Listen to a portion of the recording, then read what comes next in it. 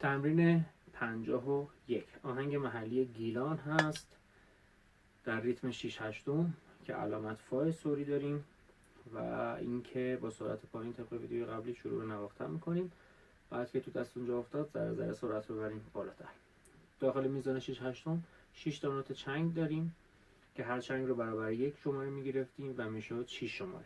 توی میزان اول اگر دقت کنید میزان کاملی نیست و اینکه بنزه 3 تا چنگ داخلش هست، یعنی 3 شماره.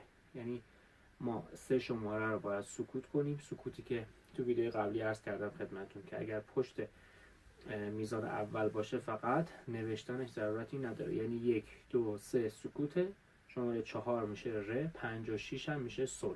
پس 1 2 3 سکوت بوده که ننوشته، میشه 1 2 3 4 5 6 1 2 3 ر سل لا ر سل لا ر. تکرار همون یه دونه میزان هست. 1 3 4 5 6 1 2 3 4 5 6 1 2 3 4 5 6 لا سی لا سی کرون انگشت چهارم نزدیک شه به انگشت سوم. لا سی لا سل فا می می فا سل لا ر سل لا سی لا سل فا می پوزیشن ر می فا سل لا 4/0 رسیم سوم انگشت سوم سی سی لا لا ر سل لا سی سل سی سی لا لا ر سل لا سی سل سی سی لا لا سی سل سی سی لا لا سل لا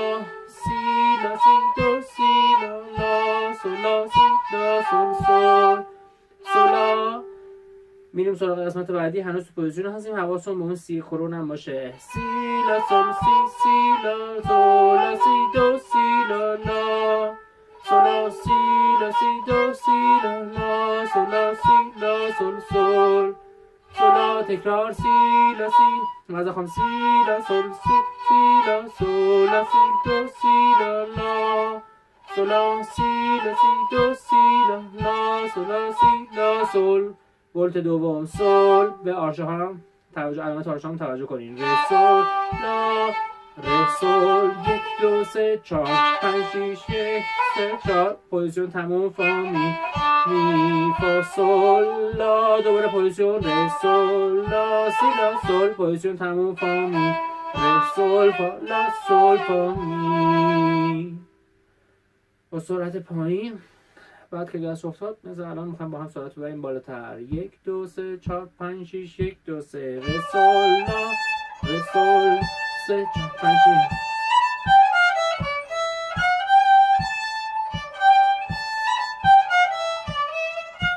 4 3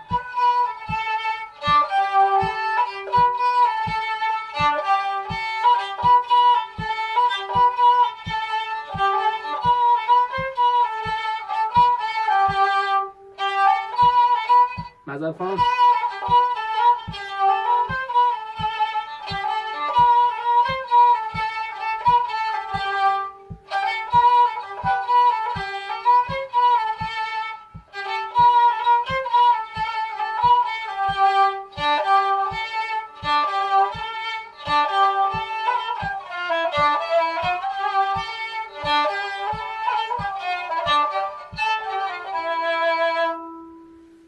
پس همیشه اول با سرعت پایین ذره ذره سرعت رو ببرین بالاتر وقتی که دست اونجا افتاد.